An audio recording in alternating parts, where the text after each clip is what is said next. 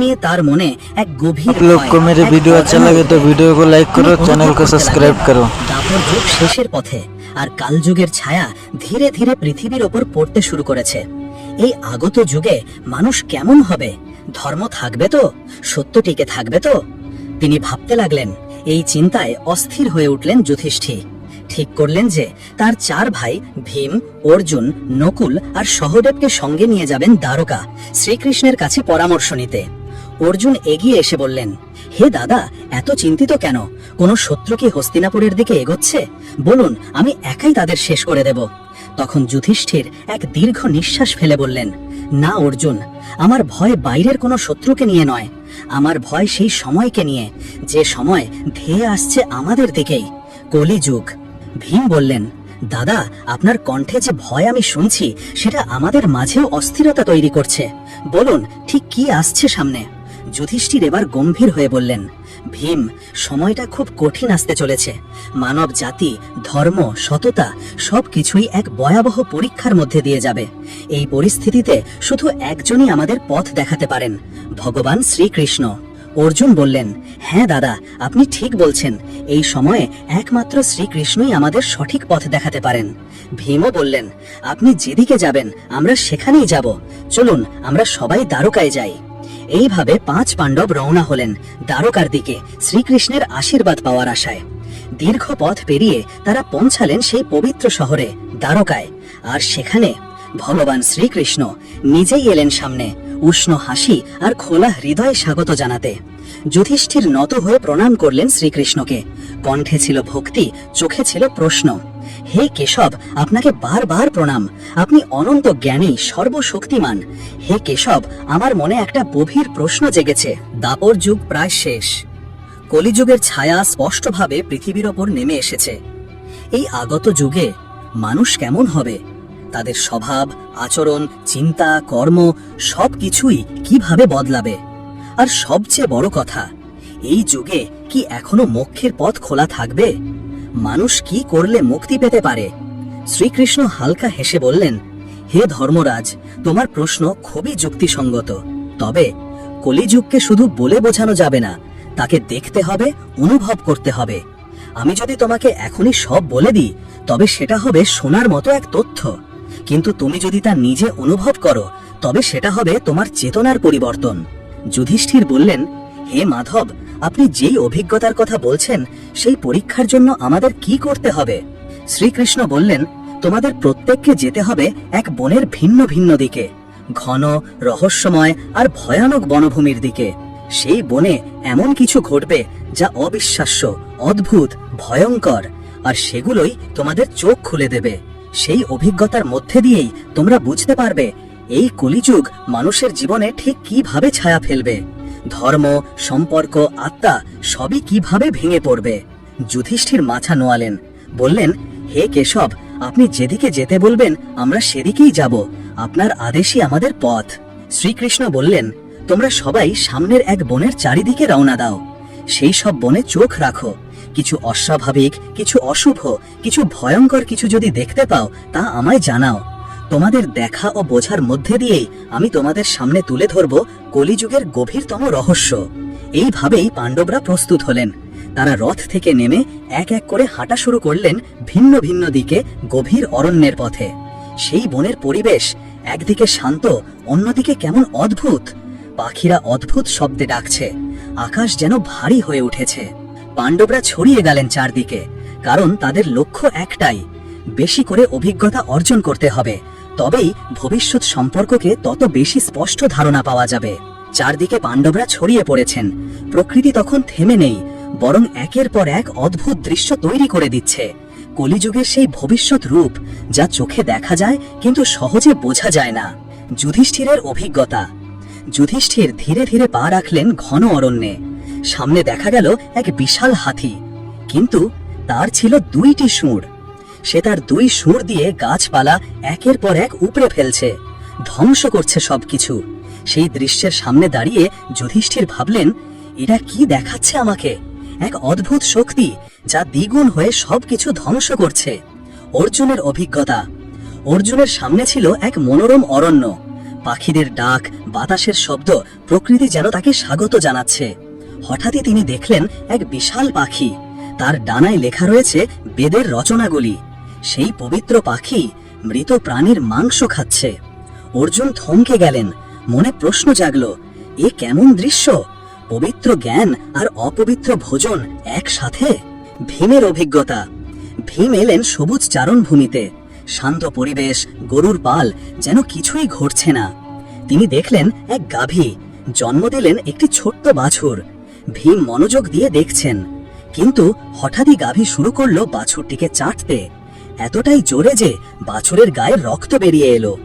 ভীম স্তব্ধ। মাতৃত্ব, যেখানে বাচ্চার নিরাপত্তায় থাকার কথা, সেই ভালোবাসাই যদি ক্ষত তৈরি করে, তবে এই ভালোবাসা কতটা ভয়ঙ্কর। সহদেবের অভিজ্ঞতা। সহদেব এসে দাঁড়ালেন এক শান্ত জলাশয়ের ধারে। সামনে ছিল 7টি কুঁয়ো। 6টি কুঁয়ায় ছিল জল, কিন্তু মাঝখানের সবচেয়ে বড় গভীর কুঁয়াটি একেবারে শুকনো। সহদেব চুপচাপ দাঁড়িয়ে গভীরভাবে ভাবছেন, যেখানে গভীরতা বেশি সেখানে তো জল থাকা উচিত, তবে এখানে তো কিছুই নেই। এই শূন্যতা আসলে কি? নকুলের অভিজ্ঞতা। নকুল পাহাড়ি পথে উঠছেন, চারপাশে সবুজ, নিস্তব্ধতা, প্রকৃতির অপার সৌন্দর্য।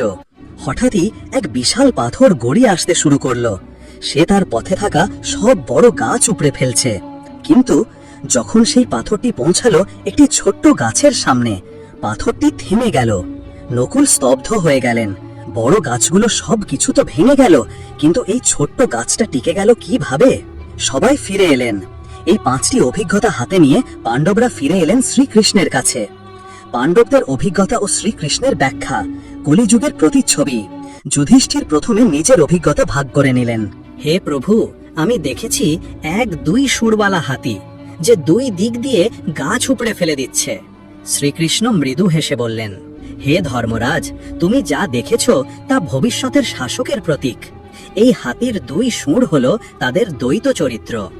একদিকে তারা চাইবে প্রজাদের শ্রদ্ধা, ভালোবাসা, আনুগত্য, আর অন্যদিকে তারাই করবে শোষণ, অন্যায় ও অবিচার। তারা ধর্মের মুখোশ পরে সৎ সাজবে, কিন্তু ভেতরে থাকবে স্বার্থপরতা, ক্ষমতা লিপ্সা ও আত্মকেন্দ্রিকতা। এই হলো কলিযুগের এক ভয়ানক রূপ, যেখানে নেতারা মুখে ধর্ম বলবে অথচ কার্যকলাপে থাকবে অধর্ম। অর্জুনের অভিজ্ঞতার ব্যাখ্যা। অর্জুন ধীরে স্বরে বললেন, প্রভু, আমি দেখেছি এক বিশাল পাখি, তার পাখায় লেখা ছিল বেদের পবিত্র রচনাগুলি, কিন্তু সেই পাখিটি খাচ্ছিল মৃত প্রাণীর মাংস। আমি কিছুই বুঝে উঠতে পারিনি। শ্রীকৃষ্ণ মাথা নেড়ে বললেন, হে অর্জুন, তুমি যে পাখিকে দেখেছ সে হলো এই যুগের তথাকথিত পণ্ডিত বা জ্ঞানীদের প্রতীক। তারা মুখে বলবে বেদের কথা, নীতির কথা, আধ্যাত্মিকতার কথা, কিন্তু তাদের হৃদয় থাকবে অপবিত্র ও লোভে পূর্ণ। তারা জ্ঞানকে ধর্ম নয়, বানিয়ে তুলবে পণ্য। বেদের মহাজ্ঞান হবে তাদের কাছে ব্যবসার উপকরণ, আর তাদের উদ্দেশ্য হবে কেবল অর্থ ও খ্যাতি অর্জন। এই যুগে বুদ্ধি থাকবে কিন্তু বিবেক থাকবে না, শব্দ থাকবে কিন্তু থাকবে না সত্য। ভীমের অভিজ্ঞতার ব্যাখ্যা। ভীম গম্ভীর গলায় বললেন, প্রভু, আমি দেখেছি একটি গাভী, সে তার সদ্যজাত বাছুরকে এত জোরে চাটছিল যে বাছুরটির শরীর রক্তাক্ত হয়ে গেল। আমি অবাক হয়ে ভাবলাম, এই কি মাতৃত্ব? শ্রীকৃষ্ণ বললেন, হে ভীম, তুমি এক গভীর সত্য দেখেছ। কলিযুগে মা বাবারা সন্তানদের প্রতি ভালোবাসায় অন্ধ হয়ে যাবে। তারা ভাববে আমার প্রতিটি সিদ্ধান্তই ভালোবাসা থেকে, কিন্তু সেই অতিরিক্ত স্নেহ একসময় সন্তানের স্বাধীনতা, আত্মবিশ্বাস, আত্মনির্ভরতা কেড়ে নেবে। মাতৃত্ব বা পিতৃত্ব হয়ে উঠবে বন্ধন। যেখানে ভালোবাসা থাকবে তবে তা হবে শ্বাসরুদ্ধ ভালোবাসা, যা সন্তানকে গড়বে না বরং বেঁধে ফেলবে। সহদেবের অভিজ্ঞতার ব্যাখ্যা। সহদেব শান্ত গলায় বললেন, প্রভু, আমি দেখেছি 7টি কুঁয়া, তার মধ্যে 6টি ছিল জলভর্তি, কিন্তু মাঝখানের সবচেয়ে বড় আর গভীর কুঁয়াটি একেবারে শুকনো। আমি কিছুই বুঝতে পারিনি। শ্রীকৃষ্ণ মৃদু হেসে বললেন, হে সহদেব, এই কুঁয়াগুলি হলো মানুষের হৃদয়। 6টি কুঁয়া যেভাবে ভরা ছিল, ঠিক সেভাবেই কলিযুগে মানুষের বাহ্যিক জীবন হবে সাজানো, সমৃদ্ধ, জাঁকজমকপূর্ণ। তাদের চারপাশে থাকবে বিলাস, গ্ল্যামার, ধন সম্পদ, কিন্তু সবচেয়ে গভীর বিষয়, অন্তরাত্মা থাকবে শূন্য। ভিতরে থাকবে না দয়া, না সহানুভূতি। তারা প্রতিবেশীর অভাব দেখবে না, দেখলেও উপেক্ষা করবে। এই যুগে মানবতা হারাবে দিক নির্দেশনা, আর স্বার্থপরতাই হয়ে উঠবে প্রধান ধর্ম। নকুলের অভিজ্ঞতার ব্যাখ্যা। নকুল বললেন, হে প্রভু, আমি দেখেছি একটি বিশাল পাথর যা গড়িয়ে আসছে পাহাড় থেকে, আর তার পথে থাকা সব বড় বড় গাছ উপড়ে ফেলছে। কিন্তু যখন সেটি একটি ছোট্ট গাছের সামনে এলো, পাথরটি থেমে গেল। আমি স্তব্ধ হয়ে গিয়েছিলাম। শ্রীকৃষ্ণ বললেন, হে নকুল, তুমি কলিযুগের সবচেয়ে আশ্চর্য সত্য দেখেছ। এই যুগে ধন, পদ, ক্ষমতা কিছুই কাউকে রক্ষা করতে পারবে না। সব বড় গাছ মানে সব অহংকারী, দম্ভী মানুষ উপড়ে যাবে। তাদের প্রভাব, নাম, প্রতিপত্তি কিছুই থাকবে না। কিন্তু যে ছোট্ট গাছ নম্র, সরল এবং ঈশ্বর ভক্ত, তাকে পাহাড়ের পাথরও স্পর্শ করতে পারবে না। এই যুগে ভগবানের নাম আর বিশ্বাসী হবে একমাত্র আশ্রয়, যা দেখতে ছোট কিন্তু রক্ষা করবে সব থেকে বড় বিপদ থেকেও।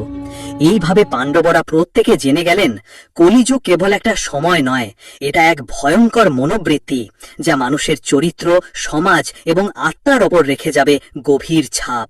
গরুড় পুরাণের এক প্রসঙ্গে গরুড়জি ভগবান বিষ্ণুকে প্রশ্ন করলেন, হে প্রভু, 4 যুগের মধ্যে কলিযুগে কেন সবচেয়ে ভয়ঙ্কর যুগ বলা হয়েছে? এই যুগের শেষের পূর্বে কি কি সংকেত দেখা দেবে? ভগবান বিষ্ণু উত্তর দিলেন, হে গরুড়, কলিযুগে যখন ধর্ম, মানবতা ও প্রকৃতি সবকিছুর অবক্ষয় ঘটবে, তখন দেখা দেবে কয়েকটি ভয়ঙ্কর সংকেত, যেগুলো জানিয়ে দেবে যে সৃষ্টির ধ্বংস আসন্ন। সেই 5টি চিহ্ন যা দেখে বুঝবে পৃথিবী ধ্বংসের দ্বারপ্রান্তে এসে দাঁড়িয়েছে। সংকেত 1, মানব আয়ুর হ্রাস ও সামাজিক ভাঙন। মানুষের গড় আয়ু হবে মাত্র 20 বছর। 12 বছর বয়সেই বার্ধক্য ও রোগ আক্রান্ত হবে মানুষ। নারীরা 8-9 বছরেই সন্তান ধারণ করবে, কিন্তু তারা সন্তানদের যত্ন নিতে পারবে না। সমাজের সম্পর্ক, দায়িত্ব ও মমত্ববোধ হারিয়ে যাবে। পরিবার ভাঙবে, সমাজ হবে উদাসীন। এই সংকেত শেখায় সম্পর্ক, স্বাস্থ্য ও নৈতিকতা হারালে সভ্যতা টিকতে পারে না। সংকেত 2, পতিব্রতা ও ধর্মচর্চার অবলুপ্তি। পতিব্রতা নারী বিলুপ্ত হয়ে যাবে। মানুষ ধর্মীয় রীতি, উপবাস, পূজা, শ্রাদ্ধ, বিবাহ সবকিছু উপেক্ষা করবে। আধ্যাত্মিক পবিত্রতা ধ্বংস হবে। খাদ্য হবে তামসিক ও অপবিত্র। সমাজে লোভ, প্রতারণা ও ভোগ বিলাসী চালাবে জীবনকে। ধর্ম থেকে সরে গেলে সমাজে শুধু অবিশ্বাস ও অনাচার জন্ম নেয়। সংকেত 3, প্রকৃতির বিপর্যয় ও বৃক্ষের ফলহীনতা। গাছে পাতা থাকবে কিন্তু ফল ফুল আসবে না। মানুষ নিরামিষ খাদ্য ত্যাগ করে